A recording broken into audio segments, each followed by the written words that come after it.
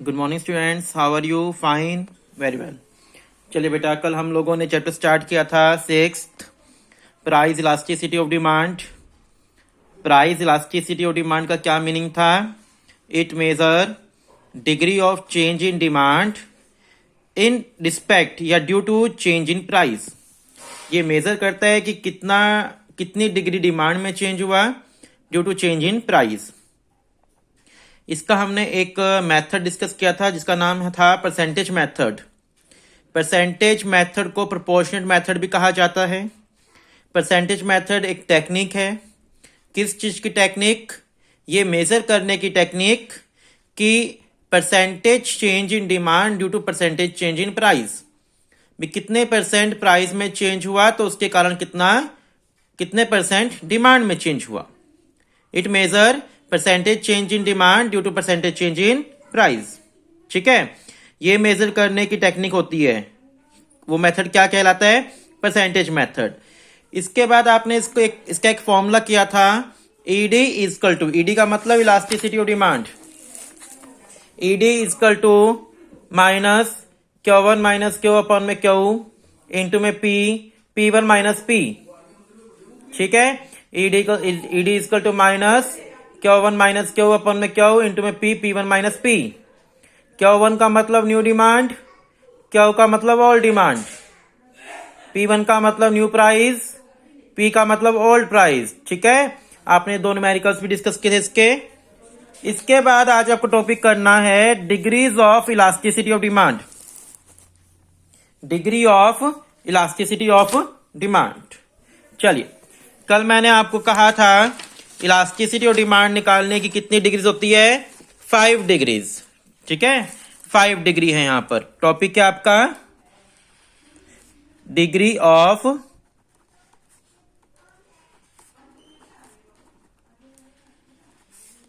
Degrees of elasticity of demand.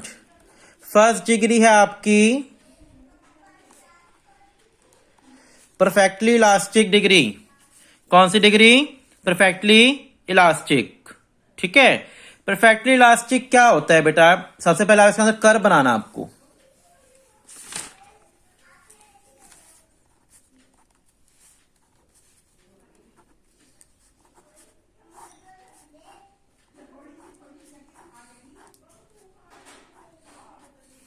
ये देखिए, perfectly elastic.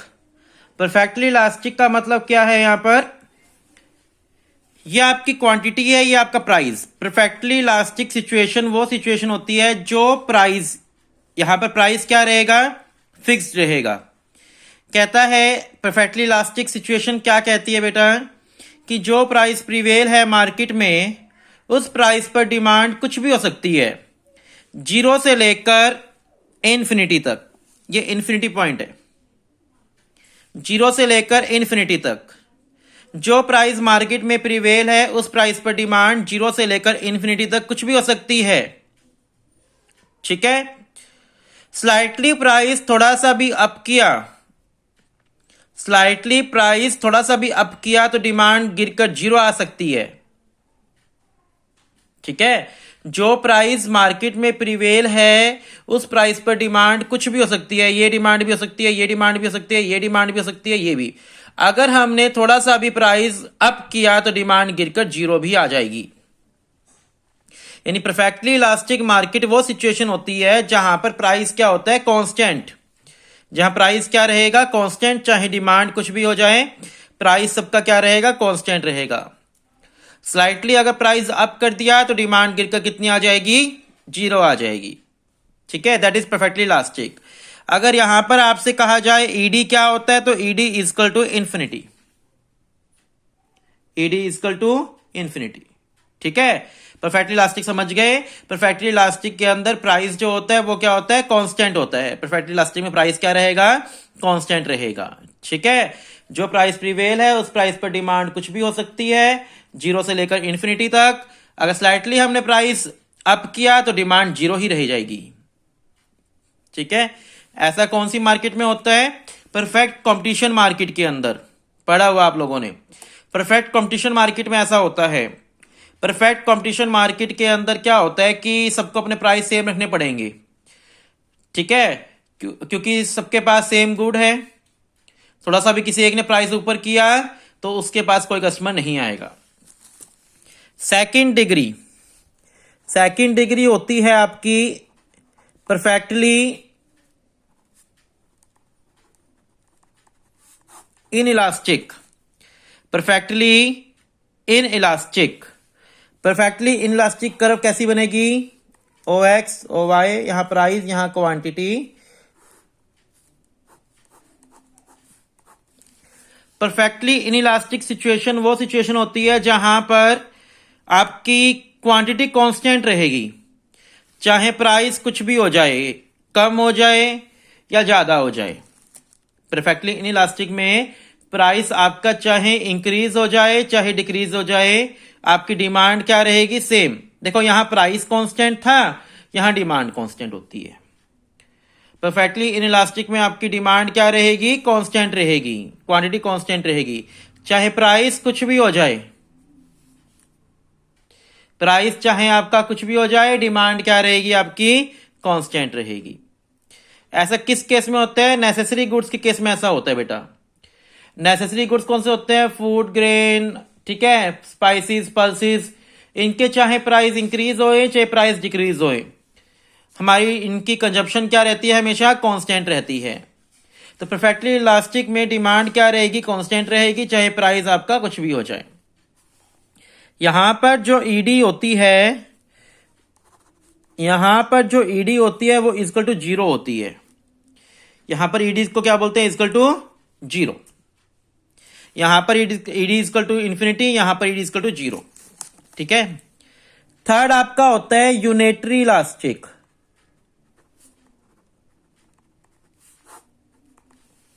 Unitary elastic वो सिचुएशन होती है O X O Y, price quantity. Unitary elastic का मतलब इक्वल चेंज। जितना प्राइस डिक्रीज हुआ उतना ही डिमांड इंक्रीज। सपोज करो 10% प्राइस डिक्रीज तो 10% demand increase. Equal change in price and demand. Unitary elastic वो सिचुएशन होती है जहां पर प्राइस और डिमांड में क्या होगा? Equal change. जितने परसेंट प्राइस डिक्रीज होगा उतने ही परसेंट आपकी डिमांड क्या होगी? इंक्रीज। Equal change. यहां पर ईडी इक्वल टू होता है 1। ईडी इक्वल टू क्या होता है? 1। Unitary elastic is that situation where equal change in price and demand. If 10% decrease in price, then demand will increase 10%. अगर 10% प्राइस में चेंज हो रहा है तो डिमांड में कितना चेंज हो रहा है? 10%। Equal change, that is called unitary elastic. Equal change in both price and demand. ठीक है। फोर्थ है आपका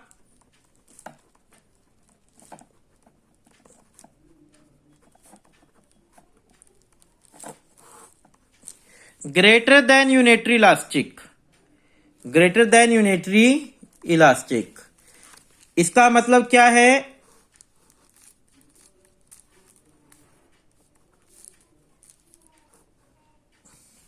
ग्रेटर देन यूनिटरी इलास्टिक में क्या होता है? प्राइस में थोड़ा सा चेंज, डिमांड में ज्यादा चेंज। प्राइस थोड़ा सा डिक्रीज हुआ, डिमांड ज्यादा इंक्रीज हो गई। देखिए ग्रेटर देन यूनिटरी इलास्टिक में क्या हुआ? प्राइस में तो थोड़ा सा चेंज हुआ, प्राइस तो आपके थोड़े से डिक्रीज हुए, डिमांड बहुत ज्यादा इंक्रीज हो गई। ये होता है ग्रेटर देन यूनिटरी इलास्टिक। ऐसा किस केस में होता है? ऐसा होता है लग्जरी गुड्स के केस में। किस केस में? लग्जरी गुड्स के केस में। ठीक है।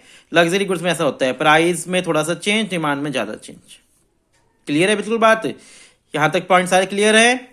यहां पर क्या आता है? ईडी ग्रेटर देन 1, इसको बोलते हैं ED greater than 1। Perfectly elastic में क्या था? प्राइस कांस्टेंट, डिमांड कुछ भी हो सकती है। यहां ईडी आपकी क्या थी? इन्फिनिटी। परफेक्टली इनइलास्टिक क्या सिचुएशन थी? यहां आपकी डिमांड कांस्टेंट रहेगी, प्राइस कुछ भी हो जाएगा। डिमांड हमेशा क्या रहेगी? कांस्टेंट रहेगी, प्राइस चाहे कुछ भी हो जाए।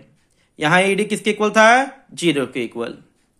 Unitary elastic equal change in price and demand. यहाँ प्राइस और डिमांड में क्या रहेगा, इक्वल चेंज। जितने परसेंट प्राइस में चेंज उतना ही डिमांड में change, ED equal to 1। Greater than unitary elastic, यहाँ क्या था, प्राइस में थोड़ा चेंज, डिमांड में बहुत ज्यादा चेंज। प्राइस थोड़ा सा डिक्रीज हुआ, डिमांड बहुत ज्यादा इंक्रीज हो गई, वो क्या कहलाएगी, greater than unitary elastic. 4 degrees clear है। लास्ट डिग्री आपकी आती है लेस देन यूनिटरी इलास्टिक।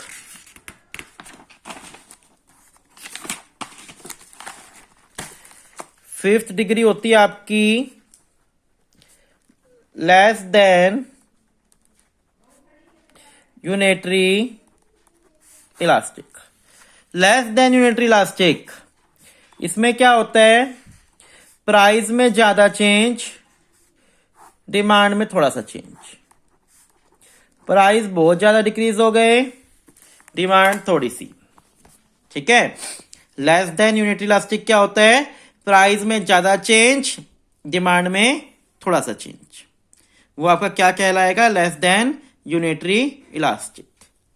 आ रही है बात समझ, less than unitary elastic, price में ज्यादा चेंज हुआ, प्राइस आपके ज्यादा डिक्रीज हुए, डिमांड आपकी थोड़ी सी इंक्रीज हुई, ये कहलाएगी less than unitary elastic. ED less than 1। यहां जो ईडी रहेगा वो क्या रहेगा, लेस देन 1 रहेगा।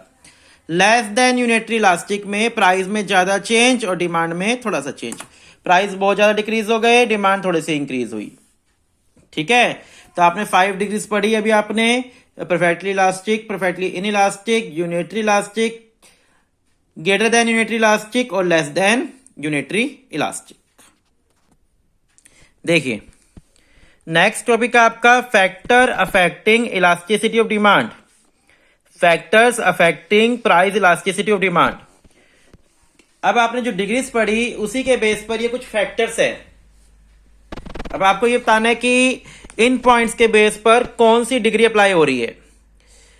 थोड़ा टॉपिक कंफ्यूजिंग है ये वाला, इसलिए हमने क्या कर लिया, यहां पर इसको इजी बनाने के लिए 2 ही वर्ड यूज करें हैं, मोर इलास्टिक, लेस इलास्टिक, ताकि आपको इन 5 डिग्रीज में कंफ्यूजन ना हो। बहुत इजी बनाने के लिए हमने एक चीज यूज कर ली, मोर इलास्टिक, लेस इलास्टिक यहां पर, ठीक है। देखिए जैसे क्या, आपका टॉपिक क्या है, फैक्टर इफेक्टिंग प्राइस इलास्टिसिटी और डिमांड। भी कौन कौन से फैक्टर्स में कौन कौन सी डिग्री लगेगी। पहला आपका nature of commodity, nature of commodity. Necessary goods, necessary goods कौन से होते हैं, like a salt, kerosene oil, match box, text book, seasonal vegetables. इसमें आप क्या लिख दोगे, जो नेसेसरी गुड्स होते हैं उनकी डिमांड होती है मोर इलास्टिक, ठीक है, ज्यादा फ्लेक्सिबल। इलास्टिक का मतलब होता है फ्लेक्सिबल, ठीक है। अगर नेसेसरी गुड्स हैं तो उनकी डिमांड क्या रहेगी, मोर फ्लेक्सिबल। लग्जरी गुड्स होते हैं तो उनकी डिमांड क्या रहेगी, लेस इलास्टिक, लेस चेंजेबल, ठीक है। लिख लोगे नेचर ऑफ कॉमोडिटी के बेस पर। अगर गुड्स क्या है, नेसेसरी गुड्स है तो मोर इलास्टिक, लग्जरी गुड्स है तो less elastic. Availability of substitutes, second point क्या आपका, अवेलेबिलिटी ऑफ सब्सटीट्यूट्स। जिन गुड्स के सब्सटीट्यूट अवेलेबल हैं, जिन गुड्स के क्या अवेलेबल है, सब्सटीट्यूट्स अवेलेबल हैं। आप क्या लिखोगे, जिन गुड्स के सब्सटीट्यूट्स अवेलेबल हैं उनकी डिमांड मोर इलास्टिक, जिनके सब्सटीट्यूट नहीं होते उनकी डिमांड लेस इलास्टिक। जैसे कोलगेट का सब्सटीट्यूट है भाई पेप्सोडेंट, अब कोलगेट के प्राइस बढ़ जाएंगे तो लोग बहुत सारे कहां शिफ्ट हो जाएंगे, पेप्सोडेंट पर, यानी हुई ना इलास्टिक मोर इलास्टिक। जिन गुड्स के सब्सटीट्यूट होते हैं उनकी डिमांड होती है मोर इलास्टिक, जिन गुड्स के सब्सटीट्यूट नहीं होते हैं उनकी डिमांड होती है लेस इलास्टिक। मल्टीपल यूजेस, जिन गुड्स के बहुत सारे यूज होते हैं, मल्टीपल यूज, जैसे electricity, it is use for lighting, room heating, conditioning, cooking etcetera. जिन गुड्स के बहुत सारे यूज होते हैं उनकी डिमांड होती है मोर इलास्टिक, जिन गुड्स के कम यूज होते हैं, लाइक अ ब्रिक, ब्रिक का से एक यूज है, बिल्डिंग बनाने में काम आती है। जिन गुड्स के बहुत कम यूज होते हैं उनकी डिमांड होती है less elastic. Postponement of use, जिन गुड्स का कंजप्शन आप पोस्टपोन कर सकते हो, आज ना करके कल कर लें, तो उनकी डिमांड मोर इलास्टिक। जिनका कंजप्शन आप पोस्टपोन नहीं कर सकते, उनकी डिमांड लेस इलास्टिक। जैसे मान लो आप आज ना कंजप्शन करके कल कंजप्शन कर ले, पोस्टपोन कर दें, तो चेंजेबल होगी ना। और जिनका कंजप्शन आप पोस्टपोन नहीं कर सकते, उनकी लेस इलास्टिक। 4 पॉइंट क्लियर है आपको। फर्स्ट पॉइंट क्या था, नेचर ऑफ कमोडिटी, अगर नेसेसरी गुड है तो मोर इलास्टिक, लग्जरी गुड है तो less elastic. Availability of substitutes, जिनके सब्सटीट्यूट अवेलेबल है उनकी मोर इलास्टिक, जिनके सब्सटीट्यूट अवेलेबल नहीं है लेस इलास्टिक। मल्टीपल यूजेस, जिन गुड्स के बहुत सारे यूजेस हैं उनकी मोर इलास्टिक, जिन गुड्स के सब्सटीट्यूट अवेलेबल नहीं है less elastic. Postponement of use, जिन गुड्स का कंजप्शन हम पोस्टपोन कर सकते हैं उनकी मोर इलास्टिक, जिनका कंजप्शन हम पोस्टपोन नहीं कर सकते less elastic. Income level of buyer, अगर हाई इनकम तो high elastic, low income low elastic. अगर हमारी इनकम हाई है तो हम डिमांड को ज्यादा इलास्टिक रखेंगे, फ्लेक्सिबल रखेंगे। अगर हमारी इनकम लो है तो लो इलास्टिक, क्योंकि हम लोग किस पे डिपेंड करेंगे, ओनली नेसेसरी गुड्स पर। हैबिट ऑफ कंज्यूमर, इसमें थोड़ा सा चेंज हो जाएगा बेटा। अगर हम हैबिचुअल है, अगर किसी की हैबिट है किसी चीज को करने की, यानी मान लो किसी स्मोकिंग की हैबिट है, तो उसके लिए price does not matter, price matter नहीं करेगा, वो हमेशा खरीदे ही खरीदेगा। यानी वहां पर क्या रहेगी, परफेक्टली इन इलास्टिक, सेकंड वाली डिग्री। अगर कोई पर्सन क्या हैबिचुअल है तो वहां पर प्राइस उसके लिए मैटर नहीं करेगा, वो आर्टिकल खरीदे ही खरीदेगा, चाहे डिमांड कुछ भी हो जाए, प्राइस कुछ भी हो जाए। यानी परफेक्टली इलास्टिक हैबिट के केस में। प्रोपोर्शन ऑफ इनकम स्पेंड, अगर हम इनकम का ज्यादा हिस्सा नेसेसरी गुड्स पे खर्च करते हैं तो मोर इलास्टिक। जो फर्स्ट पॉइंट था इसी को यहां डाल दिया। प्रोपोर्शन ऑफ इनकम स्पेंड, आपको बुक का यूज नहीं करना, बुक का रीडिंग नहीं करनी है, बुक से पढ़ोगे तो कंफ्यूज हो जाओगे। जैसा समझा रहा हूं उसको चाहे नोट करते रहना, चाहे दिमाग में नोट करना, जैसा आपका मन करे। अगर इनकम का हिस्सा हम लोग नेसेसरी गुड्स पर ज्यादा खर्च कर रहे हैं तो मोर इलास्टिक, लग्जरीज पे खर्च कर रहे हैं तो लेस इलास्टिक। फर्स्ट वाले पॉइंट से उठा लिया हम लोगों ने इसमें। Price level, high price high elastic, low price low elastic, बस इसके अंदर इतना ही लिख के आना। थोड़ा सा आपको याद करना टॉपिक ये, high price high elastic, low price low elastic.